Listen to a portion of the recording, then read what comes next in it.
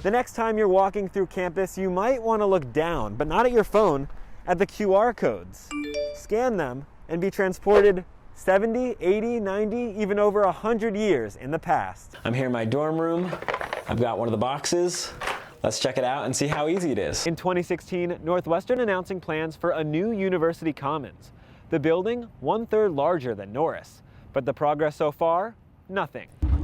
Pantry staff say that before the pandemic, it was so much more than just getting food into fridges. It was also about forming community relationships. Today's community of women in sports media say they wouldn't be where they are today, up there in that press box, without the women who came before them. If you don't want to carry around your actual vaccine card, there are some other ways to prove you're vaccinated. 800 undergraduate students and 500 graduate students asked the university to stop having in-person classes until a couple of demands are met. Instead, sending a statement saying several projects, including the Commons, were placed on hold due to financial constraints in 2018. Who's given more than 400 tours aboard Chicago's First Lady over the last 14 years. On Twitter, students responding to reports of her handling of issues in Madison. Northwestern is focused on finding enough funding for the $180 million project. 51 years ago this summer, a groundbreaking on a campus cornerstone. Norris University Center. Some people call it the living room of a college campus. I just say it's the space where people can come and be in community together. And come together they do. Historically, in a given year, we'll have close to 10,000 meetings or events that'll happen in this building. Jeremy Schenk is the Associate Vice President for Operations and Services and the former Executive Director of the building. They're currently hiring a new one. How are you, bud?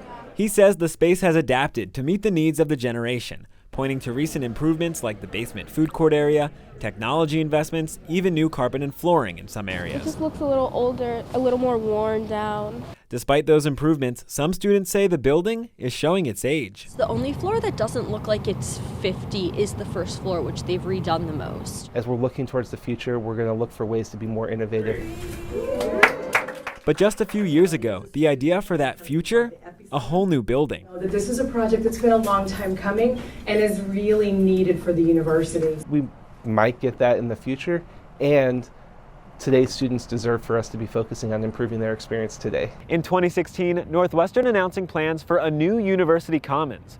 The building, 1/3 larger than Norris. But the progress so far? Nothing. The university denied requests for an on-camera interview, instead sending a statement saying several projects, including the Commons, were placed on hold due to financial constraints in 2018. They say the priority is investments in existing buildings like the Black House, Elder, Allison, and the current Norris. In 2017, the administration told the Daily that Northwestern is focused on finding enough funding for the $180 million project. Because I honestly think more people would come here if Norris wasn't so ugly. Northwestern did not respond to a request for comment about the status of fundraising. Schenk says the team is working hard to make what we do have the very best. You know, it's sometimes a walk for students to get to Norris, but we hope that what we're building here and creating here makes it worth the walk. You've got mail. Your inbox, filled with a whole lot of links. Canvas updates, when to meet, Zoom links, vaccine appointments, and scams. If you have an EDU account, meaning you work for or you go to an educational institution, you are the latest target for scammers. Last month, the IRS alerting university students and staff of an impersonation scam. An email saying your tax refund payment has been recalculated. But alongside email scams, legitimate emails from Northwestern offering COVID-19 vaccines. So I decided to come onto campus and ask students, what are they willing to click on? I would say we get most people. First up, the actual IRS email scam posted by Northwestern IT, saying you're entitled to an additional $1,400 of tax refunds. It says like dear applicant, so they already don't know who I am. But like the IRS doesn't really contact you by email, I don't think. Do they? We checked. The IRS says they do not use email, text messages, or social media to discuss tax debts or refunds. I probably want to click this link. But next, a real email from Northwestern's vaccine program coordinator offering first doses of the Moderna vaccine. All you have to do, click the hyperlink to fill out a survey.